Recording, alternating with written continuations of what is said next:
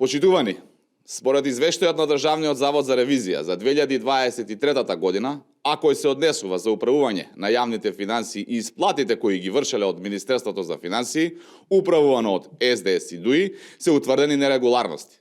Средствата кои Република Македонија ги вратила кон Европската комисија поради злоупотреба со ИПА средства, а како последица на контрола од ОЛАФ, власта на СДС и ДУИ не успеала да ги наплати од правното лице кај кое е утврдена злоупотребата.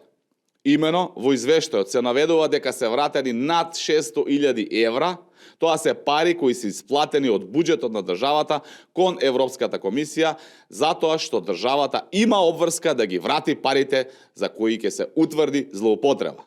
А истата потоа тие средства ќе ги побарува од правното лице кое ја направило злоупотребата.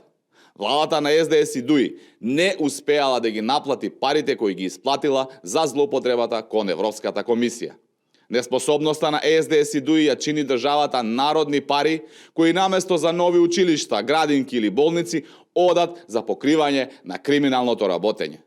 Важно е да се напомене дека Државниот завод за ревизија констатира дека договорите кои се прават за техничка помош мора да бидат со извршна клаузула со сила на нотарски акт со цел забрзан поврат на средствата во буџетот. Државата мора да има заштитен механизам. Со СДС и ДУИ штетите по државата во изминатите години се огромни. Неспособноста завршува со нив.